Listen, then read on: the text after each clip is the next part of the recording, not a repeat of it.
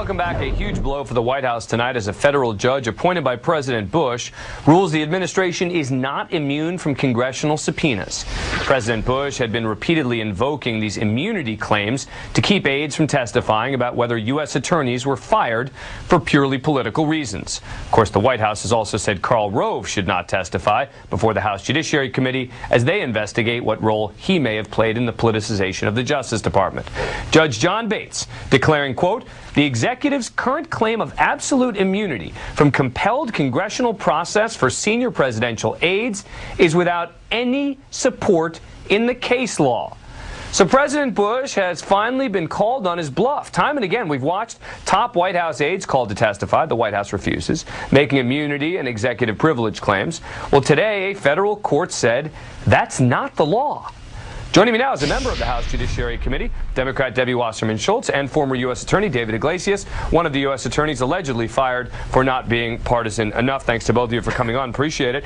All right, Representative Wasserman Schultz, let me ask you about this ruling. This is a very big ruling, is it not? It's a huge ruling. I mean, and it demonstrates what I've said before when when I've been on your program, that the House intends to pursue our oversight role in the most aggressive way possible, and that there is a separation of powers issue that this very conservative judge, I mean, remember, Dan, this is the judge that decided GAO versus Cheney in the energy secrecy case, so we're not talking about a liberal here.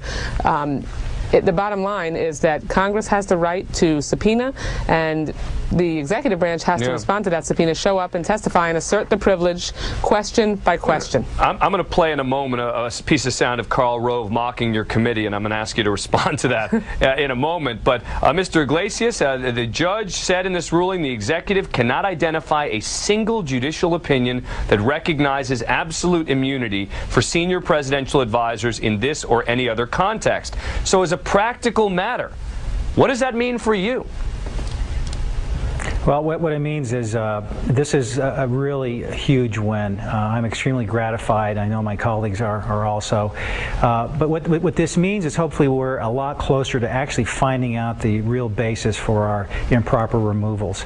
I'm very gratified that Judge Bates ruled in the way that he did. I was initially a little bit concerned. I was afraid he was going to try to find some way to duck it, and he did not. He met it head on.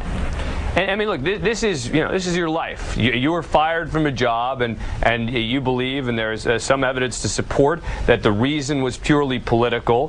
What are you hoping that the testimony will show? Well, you know, what's going to happen here is they're going to show up, they'll testify, and then they'll claim immunity multiple times, executive immunity. And ultimately what's going to happen is the judge is going to have to actually, in an in-camera inspection, look at the documents, look at the emails, and make a determination. Does privilege cover this or not? Yeah. I'm hoping that he actually makes the White House produce those documents, which I believe will show a pattern of improper politicization. Let me play a piece of sound from Karl Rove. This is Karl Rove last night on Fox after the House Judiciary Committee voted to hold him in contempt.